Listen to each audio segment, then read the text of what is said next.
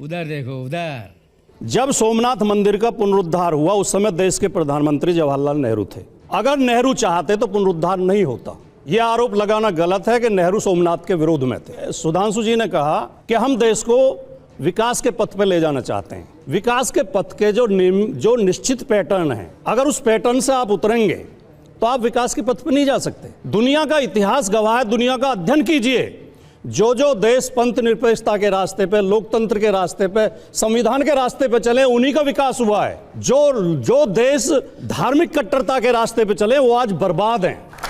सही बात। चाहे पाकिस्तान हो, चाहे बांग्लादेश हो, चाहे सीरिया हो, चाहे इराक हो, चाहे ईरान हो। हमारे पड़ोस में नेपाल हिंदू राष्ट्र था, उसे वापस संविधान के रास्ते पर आना पड़ा, क्योंकि वो समझ गए कि हम हिंदू राष्ट्र के या धार्मिक कट्टरता के रास्ते पर चलकर विकास नहीं कर सकते। दो बात। तीसरी बात, जब नेहरू देश की आजादी के लिए अंग्रेजों की जेल में पड़े थे, तब इनके वो थे नेता श्यामा प्रसाद मुखर्जी, वो मुस्लिम लीग के साथ पश्चिम बंगाल में सरकार चला रहे थे। क्या बंगाल में मुस्लिम लीग के साथ श्यामा प्रसाद मुखर्जी मंत्री नहीं? फजलुल हक की प्रजाकर्षक पार्टी, फजलुल हक 1946 में ज्वाइन किया मुस्लिम लीग। सर मुझे बोलना है, प्लीज मुझे बोलना। बोलिए। इसलिए क्योंकि उस समय आरएसएस, उस समय हिंदू महासभा, जनसंघ तो बाद में बना देश की आजादी के बाद, ये अंग्रेजों के साथ थे, आजादी की लड़ाई में शामिल नहीं थे। तो इन्हें कोई हक ही नहीं था देश की नीतियां तय करने का। जिन लोगों ने देश की लड़ाई लड़ी आजादी की, जिन्होंने जेलें काटी, कुर्बानियां दी, उन्होंने ये नीति तय की, उन्होंने संविधान तय किया कि भारत पंथ निरपेक्षता के रास्ते पर चलेगा।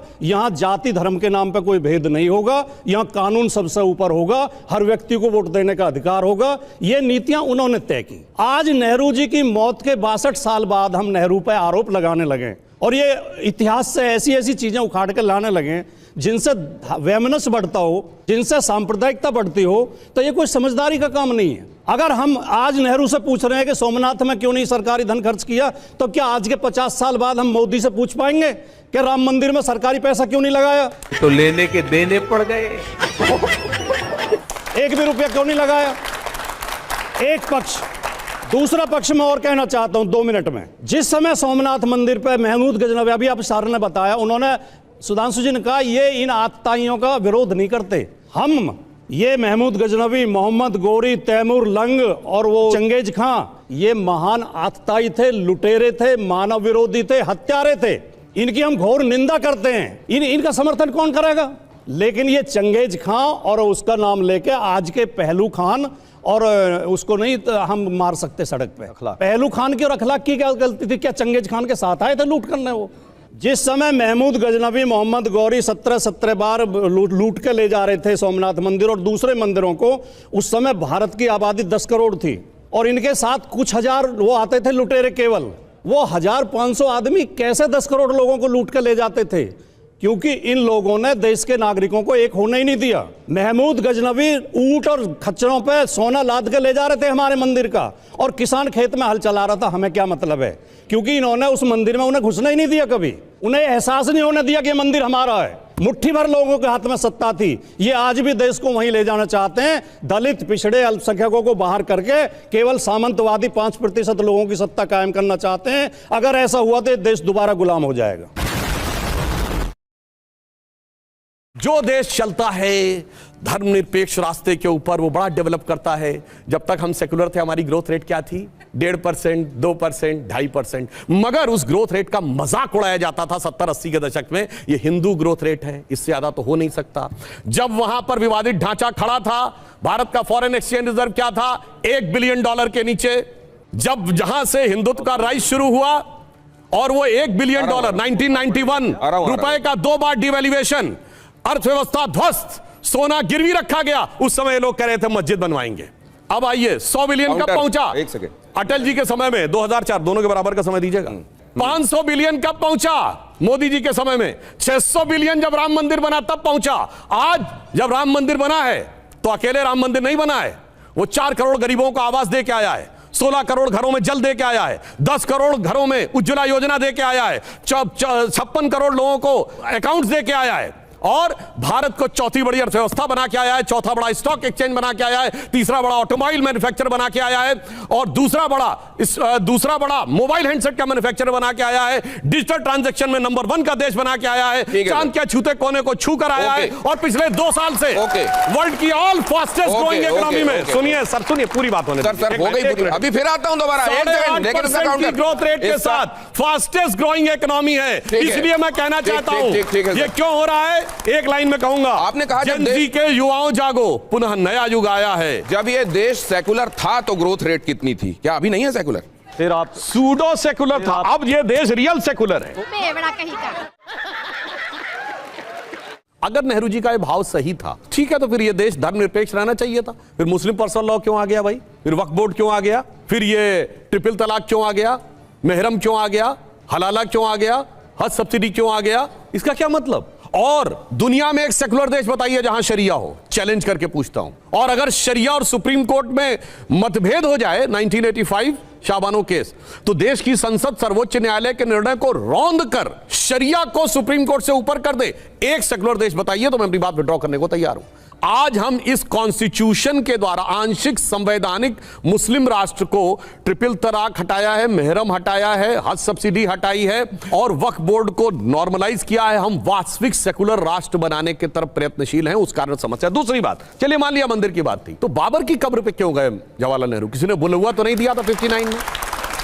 फिर उसके बाद चलिए, फिर इंदिरा गांधी जी 1968 में गई, और फिर उनके कुल गौरव राहुल गांधी जी 2005 में गए उनके साथ, और उन्होंने नटवर सिंह जी ने जो फॉरेन मिनिस्टर थे, उन्होंने अपनी किताब one life is not enough में लिखा कि 1968 में जब इंदिरा जी गई तो मैं उनसे चंद फीट की दूरी पे खड़ा था, और इंदिरा जी ने कहा कि आज तो ऐसा लम्हा है जिसमें लगता है कि सदियां सिमट कर लम्हों में आ गई हैं। ये बड़ा ग्रेट इवेंट है। मैं पूछना चाहता हूं, जो राम मंदिर के उद्घाटन में बुलाने पे नहीं गए, किसके बुलाने पे? बाबर की कब्र पे गए। सर सैयद अहमद खान ने दिसंबर 1887 और मार्च 1888 में लखनऊ और मेरठ में 2 स्पीचेस दी। उन्होंने कहा हिंदू, तब सावरकर जी 3-4 साल के थे, और उन्होंने ये कहा कि हिंदू और मुस्लिम 2 कौमें हैं। जिस दिन अंग्रेज यहां से छोड़ के जाएंगे, हम हिंदुओं की रियाया यानी प्रजा बनकर नहीं रह सकते, और हमें अपनी कलम यानी तलवार का प्रयोग करने की इजाजत होनी चाहिए। हमने हुकूमत की है इस मुल्क के ऊपर। अरे कौन भौंक रहा है ये बदतमीज? और अगर हमारी बात नहीं मानी गई तो अफगानिस्तान की सरहदों से मुसलमान आएंगे और बंगाल तक खून की नदियां बहा देंगे। पाकिस्तान अपनी ऑफिशियल हिस्ट्री में लिखता है कि 2 नेशन थ्योरी का फाउंडेशन सर सैयद अहमद ने किया और जिन्ना ने उस पर इमारत बनाई। भाई साहब, जो पाकिस्तान बोल रहा है खुद, और उसका जो आर्मी चीफ बोल रहा है, यानी मुल्जिम ने एक बालिया बयान कर लिया, फिर भी किस शिद्दत से मुल्जिम को बचाने में और दूसरे को मुल्जिम साबित करने में लगे हैं, वो अगर सीखना हो तो इन लोगों से सीखना चाहिए। साले का खोपड़ी तोड़ साले का। नेहरू बहुत महान व्यक्ति थे, विद्वान व्यक्ति थे, प्रगतिशील विचारों के थे, और देश को बहुत सही रास्ते पर लेके गए। लेकिन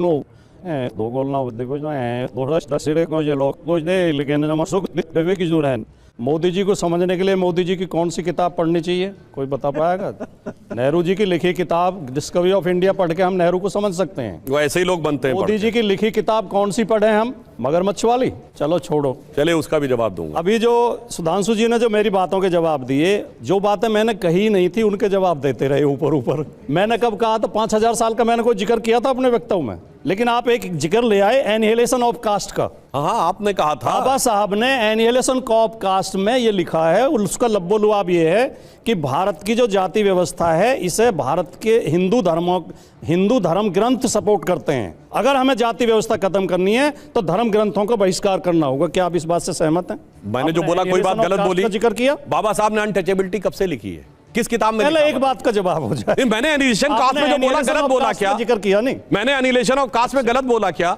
दूसरी बात, मैंने एक बात कही, आज के एससी का वैदिक काल के शूद्रों से कोई मतलब नहीं है, गलत बोला क्या? चैलेंज करके पूछता हूं। नहीं, पेज नंबर उसके साथ कोट किया है। ये मनगढ़ंत अपने मन से बना लेते हैं। और सुनिए, और भैया और कान खोल के सुनिए अपने मन से, और सुनिए। लेकिन आज इस तरह बहस हो नहीं रही, बीच में बोलने की, तो आप बीच में तो सर आप लोग इतना वाहियात बोल रहे हैं, क्या बताया जाए? चलो बोलो। वैदिक काल में ये व्यवस्था थी नहीं जो आज व्यवस्था है। वैदिक काल में ये व्यवस्था नहीं थी। लेकिन मैं इतना कहना चाहता हूं कि झूठी बातें रख के, जैसे अभी गौतम जी कह रहे हैं नेहरू जी सोमनाथ के समर्थन में नहीं थे निर्माण के में, तो 17 नेहरू जी चिट्ठियां सोमनाथ मंदिर के पुनरुद्धार के खिलाफ नहीं थे, सरकारी अरे लिखा है भाई। उपयोग के खिलाफ थे। पूरे देश की पॉलिसी थी, किसी एक आदमी की पॉलिसी नहीं थी। ये सरदार पटेल ने आरएसएस के ऊपर प्रतिबंध क्यों लगाया?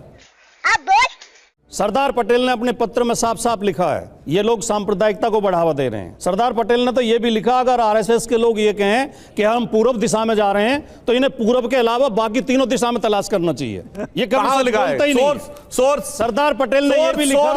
सोर्स हाँ, सरदार पटेल ने अपने पत्रों में लिखा, जो पत्र का बताइए किस रेफरेंस में पत्र? सरदार पटेल ने ये भी लिखा। कहाँ लिखा है? मैं जेब में रख के नहीं लाया, दे दूंगा। इसीलिए दिमाग में रख के लाया। सोर्स में जेब में रख के नहीं, हवा में नहीं, हवा में। सरदार पटेल ने ये भी लिखा, झूठ नहीं सर, कि जब गांधी जी की हत्या की गोडसे ने तो आरएसएस के मुख्यालय पर मिठाई बांटी गई, आरएसएस के लोगों ने खुशियां मनाई।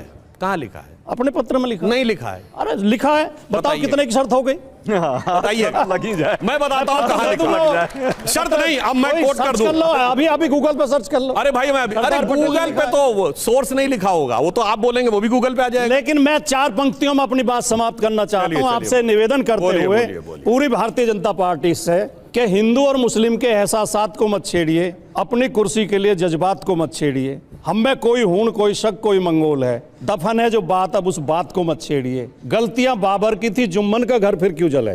दोस्त मेरे मजहबी नगमात को मत छेड़िए इस जंग मिलजुल कर गरीबी के खिलाफ, ऐसे नाजुक वक्त में हालात को मत छेड़िए। ये अब 1 मिनट, एक ही आखिरी लाइन है भाई साहब। गलती बाबर की थी, जुम्मन का घर क्यों जला?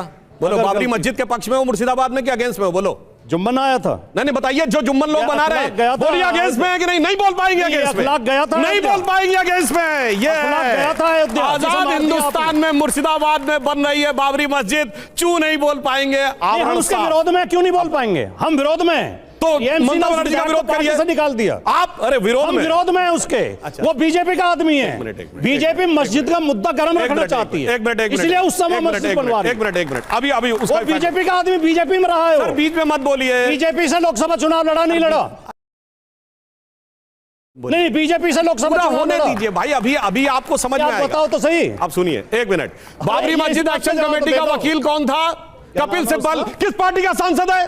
सपा से राज्यसभा में है कि नहीं? बोलो। उससे पहले इनका था, आज इनका है। कुछ भाई साहब, और सुनिए, बीजेपी का सांसद चुनाव लड़ा नहीं लड़ा? और सुनिए, एक और बाबरी मस्जिद एक्शन कमेटी के यूपी में कौन थे वकील? जफर याब जिलानी। इनकी सरकार में एडवोकेट जनरल, मुलायम सिंह की सरकार में सरकारी वकील सरकार के समय, और वो बाबरी मस्जिद एक्शन कमेटी का वकील। अभी बदत है भाई, अभी बदत है। जहां तक बात इन्होंने हिंदू विरोध की है, और दूसरी बात धर्मनिरपेक्षता की, बार बार यह प्रश्न भी आपने बहुत अच्छा किया इनसे कि क्या आज ये देश धर्मनिरपेक्ष नहीं है? क्या मनमोहन सिंह के समय में यह देश धर्मनिरपेक्ष नहीं था? और सोना गिरवी रखी गई थी उस समय भी 1991 के आसपास में सरकारें इन्हीं की ऊपर नीचे चल रही थी। हमारी नहीं 90 और 91 में जी की सरकार थी, कांग्रेस की सरकार थी, उसने पूरी तरह से खत्म कर दिया था खजाना। उसके बाद वो जरूर बाहर से सपोर्ट चंद्रशेखर जी को हम लोगों ने किया, पर चंद्रशेखर जी के समय में स्थिति गड़बड़ हुई। फिर मनमोहन सिंह उस समय और नरसिंहा राव जी आए, और देश का जो है आर्थिक विकास दर है आज जो ये लंबा लंबा कह रहे हैं, जो भी बातें करे, पर सच्चाई इनको भी पता है। मनमोहन सिंह ने यदि इस देश में इंफ्रास्ट्रक्चर नहीं पैदा किया होता तो आज जिस पर आप खा रहे हैं, अब वही बात हो गई ना, 2 मंजिल आपके पिताजी ने बना दी, तीसरे पर एक करकट डाल दिया ऊपर और कह रहे हो कि पूरी बिल्डिंग मैंने बना दी। ये बिल्डिंग जो है, ये बिल्डिंग की न्यू किसने डाली है? कांग्रेस ने डाली है। मैं तो वाजपेयी जी की भी प्रशंसा करता हूं, उनकी सरकारों में भी कुछ अच्छे काम हुए। मैं अब वैसे नहीं हूं, कृतज्ञ व्यक्ति नहीं हूं। मैं अपने हर पूर्वजों के हर समय का काल का जो काम उन्होंने किया, उस समय की परिस्थितियों के हिसाब से किया। आज परिस्थिति है कि आपको पीछे नहीं जाकर आगे देखना है। आप देख कहां रहे हैं? 1 घंटे के डिबेट में, लगातार डिबेट में कहां हम लोग हैं? नेहरू जी ने ऐसा किया, गांधी जी ने ऐसा किया। अरे भाई, उन्होंने बहुत अच्छे काम किए, 13 साल जेलों में रहे, सलाखों में रह करके। कुलभूषण की बात भी इन्होंने कर दी, व्यंग में ही किया, पर भाई साहब अच्छे व्यक्ति हैं इसलिए इनके दिल में आती है। भाई हमारा कुलभूषण तो वो है जिसके बाप दादों ने स्वतंत्रता की लड़ाई लड़ी, अंग्रेजों के विरुद्ध लड़ करके, और कई सालों तक जेलों की सलाखों में रहे। आपके कुलभूषण तो अंग्रेजों के साथ थे।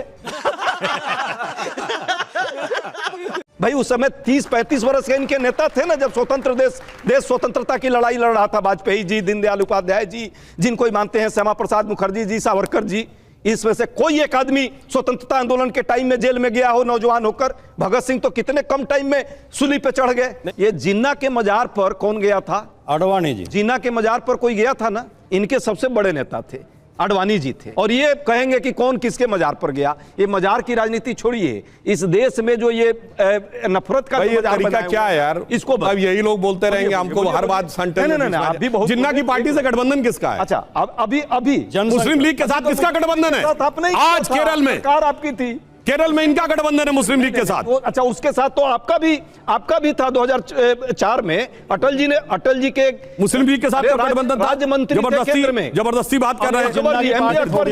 एमजे अकबर जी राज्य मंत्री थे केंद्र में, उसी पार्टी से। एमजे अकबर भारतीय जनता पार्टी से थे, कुछ भी बोलने लगते हैं भाई, आए कुछ भी। उसके साथ इनके गठबंधन में सोमनाथ स्वाभिमान पर्व इसमें। एक मिनट आप सुनिए, बहुत सारी बातें हो गई भाई, हमको जवाब ही नहीं देने देंगे।